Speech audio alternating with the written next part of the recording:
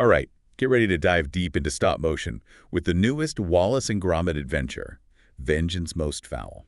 Ah, Wallace and Gromit. Yeah, we've got a whole stack of reviews. Oh, wow. And the reactions, they're all over the place. Really?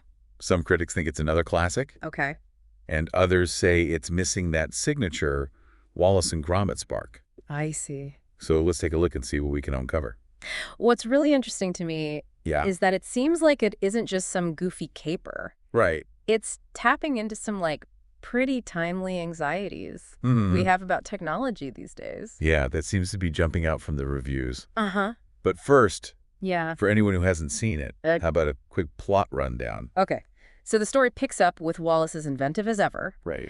and he's creating this robotic, smart gnome named Norbot, Uh-huh. and it's designed to help Gromit with the garden because, Oh, okay. it keeps growing and getting bigger. Sounds like Wallace. Yeah, exactly. Just another contraption. Yeah. But of course, things don't go according to plan. Oh, no. And Norbot ends up causing more chaos than help. Oh. And before you know it, Feathers McGraw, that fiendish penguin from the wrong trousers. Feathers McGraw. He's back. Oh, it feels like forever since we've seen him. Well, this film's a direct sequel to The Wrong Trousers. Okay. It picks up years later Mm-mm. with Feathers escaping from prison, Uh-huh. and he wants to get that dazzling blue diamond Oh, right. that he tried to steal before. So we've got a returning villain, Yes. a mischievous robotic gnome, Uh-uh. and that classic Wallace and Gromit blend of slapstick Yes. and heartwarming moments. Exactly. But the animation is getting some serious praise. It is. The reviews are pretty consistent on that. Yeah. Aardman, the studio behind Wallace and Gromit, Right. they're known for their stop motion. Oh, yeah. And Vengeance Most Fowl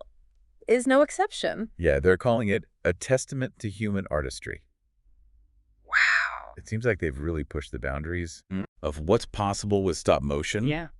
But what about the humor? Yeah.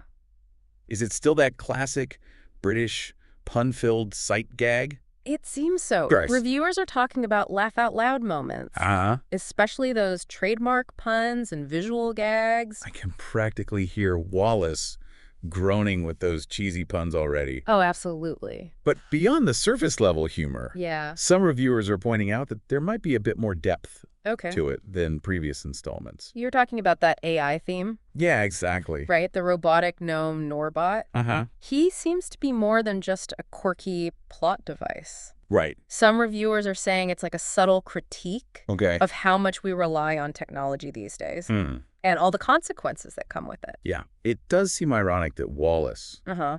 who loves all those gadgets and contraptions, Yeah, would create something that backfires right. and maybe highlights the dangers of unchecked technological advancement. It makes you think. It does. And it's interesting how Aardman manages to weave all this commentary Yeah. into a film that's still family-friendly Right. and charming and funny. Hmm. It's a balancing act they seem to have pulled off really well. So we've got a film that's visually stunning, Yes. laugh out loud funny, Uh-huh. and maybe even a little thought-provoking. Right. But there's one big question looming over all of this, isn't there? The question that every Wallace and Gromit fan is asking, Yeah. does Vengeance Most Fowl live up to the legacy Right. of the films that came before it? Especially The Wrong Trousers, Yes, especially that one. which it's so closely connected to. Exactly. So we're here to find out. All right. And the reviews, they're not all singing from the same hymn sheet. I see. We've got everything from instant classic to disappointing retread. Wow. And to understand those reactions, we need to look at some of the standout sequences Okay. and dissect those contrasting opinions. So, Okay, so let's grab a nice Wensleydale, settle in, and dive into the heart of this cheesy masterpiece. all right. We'll be back in a jiffy to unpack it all. All right, let's break down some of those standout sequences that reviewers are buzzing about. Yeah. One that keeps popping up is Wallace's morning routine, Oh, yeah. which is anything but ordinary. I was reading about that. Oh, yeah.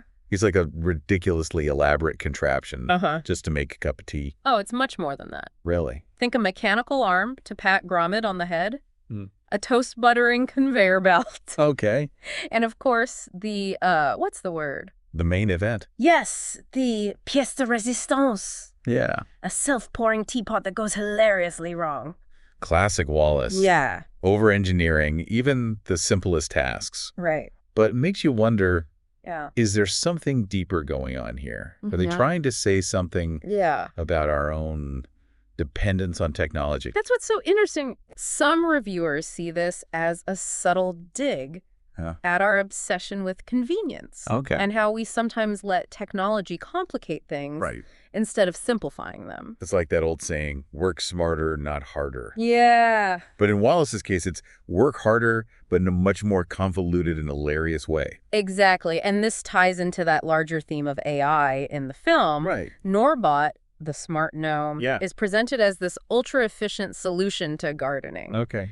But then he ends up causing more problems than he solves. And a lot of reviewers picked up on that. They did. They found it refreshing Uh-huh. that the film doesn't present AI Yeah. as this like utopian solution. Right. Instead, it shows how easily it can be hacked Uh-huh. and controlled, Yeah. even by a villain as bumbling as Feathers McGraw. Exactly. One reviewer even compared Norbot's garden, which is like sterile and perfectly manicured, Right. to the way AI can sometimes make things feel impersonal Interesting. and lacking in character. It's a huge contrast to Gromit's garden, Yes. which is lovingly tended, Uh-huh. a little chaotic, Yeah. but undeniably charming. That's a great observation. It seems like they're encouraging us to think Uh-huh. about the balance Yeah. between technological efficiency Right. and the human touch. Something we grapple with in our own lives all the time. Yeah, and this idea of balance Uh-huh. extends to the pacing as well. Mhm. Some reviewers loved the overall runtime, Okay. but others felt it dragged in places Really? and suggested it might have worked better as a shorter special.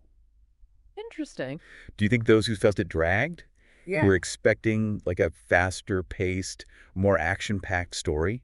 It's possible. Okay. Vengeance Most Fowl leans more into those character moments Right. and subtle humor, whereas some of the earlier shorts, like The Wrong Trousers, were known for their breakneck pace Okay. and suspenseful sequences. And speaking of The Wrong Trousers, Yeah. I'm curious what reviewers are saying Uh-huh. about the new Wallace voice actor. Oh, right. It's got to be tough filling the shoes of Peter Sallis, It is. It's a daunting task. who originated the role. And the reactions have been mixed, Oh, which is to be expected. makes sense. Some reviewers praised Ben Whitehead for capturing the essence of Wallace's voice, Okay. calling it a loving homage. But others weren't as convinced. Yeah, some felt it lacked the warmth and nuance of Sallis's performance, Right. describing it as a pale imitation. It's subjective, of course. It is. Some people are going to be more sensitive to changes Yeah. in a beloved character's voice. Right. It makes you realize how iconic Yeah. Peter Sallis's portrayal was. Yeah. He really brought that character to life. And it's understandable Yeah. that some fans Uh-huh. might feel a sense of loss Right. with this new voice. But even the most critical reviewers acknowledge that Whitehead's a talented voice actor. Okay. Who clearly put a lot of effort into it. Right. And at the end of the day, it's the heart of the story and the relationship between Wallace and Gromit Yes, that really matters. exactly. And that seems to be something that this film gets right. It does. Reviewers consistently highlight Yeah. the charm of that dynamic duo. Even amidst all the chaos Yes. and technological mayhem, it's their bond that shines through. Right. Speaking of chaos, Yes? there's that one sequence that keeps getting mentioned. Which one? The low-speed boat chase climax. Oh, yeah. Apparently, it's hilarious. I can only imagine. From what I've gathered, Yeah. it's that classic Aardman twist Okay. on a familiar action movie trope. Okay. Imagine a high-speed boat chase, Right. but with Wallace and Gromit Uh-huh. at the helm of a rickety old canal boat, sputtering along at a snail's pace. I bet they managed to cram a ton of visual dags Oh, yeah. and slapstick humor into that scene. It's pure gold, according to reviewers. Wow. They say it's a perfect example Uh-huh. of how Aardman can take something familiar Right. and subvert it in a way Yeah. that's both hilarious and unexpected. It makes you wonder, Hmm. does this play into those divided opinions Yeah. on the pacing? Maybe. Maybe those who enjoyed the slower pace Mm-hmm. appreciated these moments of quirky humor, Okay. and those who wanted more action Yeah. felt it was a bit too laid back. That's a really astute observation. Thanks. It seems like Vengeance Most Fowl is a film that demands a certain kind of patience Okay. from its audience. It's not afraid to let moments breathe. Right. To linger on the small details. Yeah. And to let the humor unfold at its own pace. Which is a huge contrast It is. to our current culture of Yeah. instant gratification Right. and fast-paced entertainment. You're absolutely right. And maybe that's why some viewers find it refreshing. Okay. It's a reminder, that sometimes it's okay to slow down. Right. Appreciate the craftsmanship. Yeah. And let the story unfold naturally. I like that. Like, the film itself is a little rebellion against the frenetic pace of modern life. And in a way, it ties back to that AI theme. Okay. Maybe Vengeance Most Fowl is suggesting that we need to be careful not to let technology dictate the pace of our lives. Right. That there's still value in that slower, more deliberate way of doing things. That's a really interesting thought. It seems like there's a lot more going on beneath the surface than we initially realized. There always is with Wallace and Gromit. Yeah. They always deliver these heartwarming stories that are also surprisingly insightful. So we've talked about the standout sequences. Yes. The humor, the animation, that all-important question of the new Wallace voice. Right. But there's one big elephant in the room. How does Vengeance Most Fowl actually stack up against the other Wallace and Gromit films? Ah, yes, the ultimate question. And as we've seen, the reviews are divided. They are. So let's dive into those contrasting opinions and see if we can make sense of it all. All right, so we've gone through pretty much everything about Vengeance Most Fowl. We have. From the animation to the voice acting, right, the standout sequences. Yes. But now we need to address the big question. How does it stack up against the rest of the Wallace and Gromit films? That's the question everyone's asking. And the reviews are divided. Yeah, they are. Some see it as a worthy successor, while others think it's just not as good. I see. Let's start with the positives. Okay. A lot of reviewers are praising the film for its visual ingenuity and heart. Yeah. They seem to agree that Aardman hasn't lost its touch. It seems so. When it comes to creating those charming and meticulously crafted stop-motion worlds. One reviewer even called it a love letter to the art of stop motion. Wow. Highlighting the detail and how they blend traditional techniques with modern technology. Yeah, and a lot of reviewers pointed out those specific details, like the texture of Gromit's fur. Oh, yeah. Or the way light reflects off Wallace's glasses. Right, it's that attention to detail that makes it so visually captivating. And it's not just the visuals. Reviewers are praising the humor as well. Okay. Saying that it keeps that classic British charm with plenty of puns. Yeah. And slapstick gags. Of course. Those puns, they're practically a Wallace and Gromit trademark at this point. Yeah, they are. But it seems like the humor has evolved a bit. How so? It's not just goofy for the sake of being goofy. There's a layer of satire and social commentary that feels relevant. Like we were talking about before. Exactly, like with Norbot and how he kind of disrupts their lives. It seems to be a subtle critique of our over-reliance on technology. It does, and it's interesting how they managed to do that without being too preachy or heavy-handed. It's still fun and family-friendly. Exactly. But it also makes you think a little bit about our relationship with the digital world. That blend of entertainment and social commentary seems to resonate with a lot of the reviewers. They appreciate that Vengeance Most Fowl isn't afraid to tackle some bigger issues. Even in the context of like a whimsical stop-motion adventure. Of course, not all the reviews are positive. Right. Some critics thought the film, yeah, while charming, lacked the narrative punch of some of the earlier films. Like the wrong trousers or a close shave.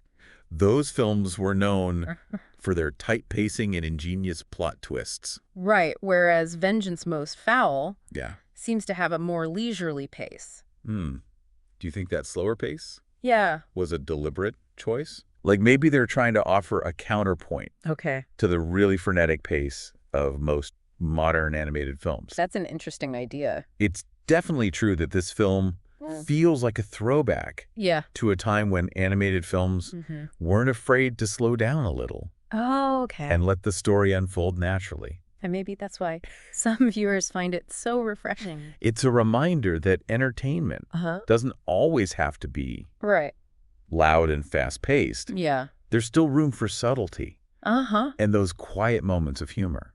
And in a way, it ties back into that message about finding that balance between technology and the simple joys of life. Vengeance Most Fowl seems to be saying that we don't always need the newest gadget or the fastest internet connection to be entertained or to find happiness. So is Vengeance Most Fowl a masterpiece on par with The Wrong Trousers? Right. Maybe not. But it's a film that's sparking some interesting conversations. About technology and storytelling. And the power of stop-motion animation. And isn't that what makes a film successful? When it makes you think. Yeah. Long after the credits have rolled. For a film about a cheese-loving inventor and his brilliant dog, that's quite an accomplishment. It really is. It's a testament to Aardman's creativity. And their ability to make films that are both entertaining and thought-provoking. So what does all this mean for you, dear listener? Well, if you're looking for a fast-paced, action-packed adventure, this might not be the film for you. But if you're looking for something charming, visually stunning, and surprisingly insightful, then I think you'll find a lot to love. I agree. In Vengeance Most Fowl. It's a film that rewards patience. And attention to detail. And who knows? It might even inspire you to put down your phone. For a few hours. And appreciate the simple things in life. Like a good cup of tea and a slice of Wensleydale. Couldn't have said it better myself. Thanks for joining us on this deep dive. Yes, thank you. Into the world of Wallace and Gromit. Until next time. Remember to keep those cogs turning. And those crackers handy.